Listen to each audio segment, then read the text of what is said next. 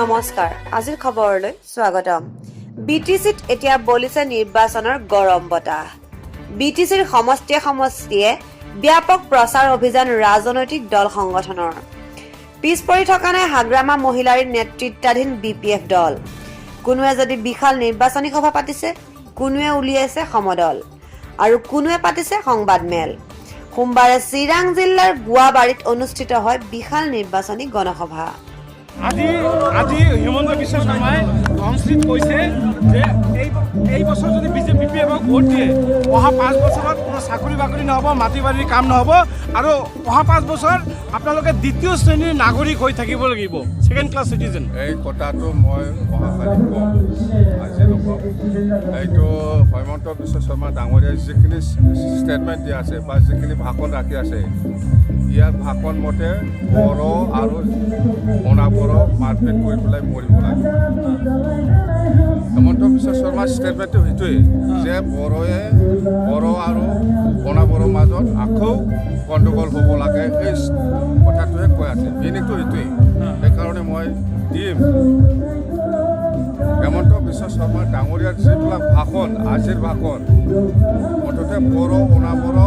মৰিব লাগে মাৰপিট কৰি পেলাই মৰিব লাগে সেইটো আচল বেলেগ একো নাই বেলেগ একো মিনিং নাই তাৰমানে সেই মানে আচলটো সিয়ে বিটিচিত বড়ো অনাবড়ো কৰাৰ আচল গুৰুটো হিমন্ত বিশ্ব শৰ্মাই ৰাজ্যত মেকুৰীৰ লগত তুলনা কৰি হিমন্ত বিশ্ব শৰ্মা মেকুৰী এই হিমন্ত বিশ্ব শৰ্মা দাদাকতো মই কৈছোঁ আপুনি আগত এই কি বুলি কয় এক তলা চলাটো দিয়ক ইয়াৰ পিছত আমি কথা পাতিম অহা 5 বছৰত আপোনালোকে একো কাম কৰা নাই বহুত কাম কৰিছে হিমন্ত বিশ্ব শৰ্মা নিজে জানে মই দাদা বুলি কৈছে পলিটিক্সত হয় একজনে একজনক গালি গালাজটো হ'বই হ'ব ৰাজ্যত আপোনালোকে মিত্ৰজোঁট বন্ধুত্বপূৰ্ণ কিন্তু বিটিচিত এনেদৰে যুদ্ধ কৰি আছে যেনে বিপৰীত দুটা দল দিছপুৰত একেলগে আছে হয় এতিয়াও দিল্লীতো একেলগে আছে কিন্তু বিটিচিত কাৰো লগত নাই আমি বিপিএফ দলে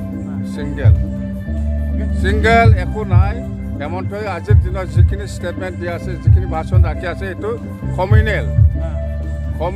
ষ্টেটমেণ্ট দি আছে ইয়াৰ কথা মতে আমাৰ বিটিচিত আকৌ গণ্ডগোল হ'ব লাগে আপুনিতো কৈছে যে আপোনালোকে গোপন বুজাবুজি আছে আপুনি ভাষণত কৈছে বুজাবুজি আছে সি মোক গালি দিব পাৰে ময়ো তাক গালি দিম 13 নম্বৰ চিৰাং পৰিষদীয় সমষ্টিৰ বিপিএফ প্ৰক্ষেপিত প্ৰাৰ্থী চাইকং বসুমতাৰীৰ সমৰ্থনত চিৰাঙৰ গুৱাবাৰীত অনুষ্ঠিত কৰা সভাত প্ৰাক্তন বিটিচি প্ৰধান তথা বিপিএফৰ সভাপতি হাগ্ৰামা মহিলাৰী বিটিচিৰ প্ৰাক্তন উপপ্ৰধান খাম্পা বৰগয়াৰী মন্ত্ৰী চন্দন ব্ৰহ্ম তামুলপুৰ বিপিএফৰ সভাপতি কেশৱ ৰাজবংশী আদিৰ লগতে ভালে সংখ্যক নেতা কৰ্মী উপস্থিত থাকে সভাত মন্ত্ৰী চন্দন ব্ৰহ্মই হিমন্ত বিশ্ব শৰ্মাক চোকা ভাষাৰে সমালোচনা কৰে আনহাতে সভাত হিমন্ত বিশ্ব শৰ্মাৰ সৈতে ভিতৰুৱা বুজাবুজি আছে বুলি মন্তব্য কৰাৰ লগতে বিটিচিত নোসোমাবলৈ অনুৰোধ জনায় কাৰণ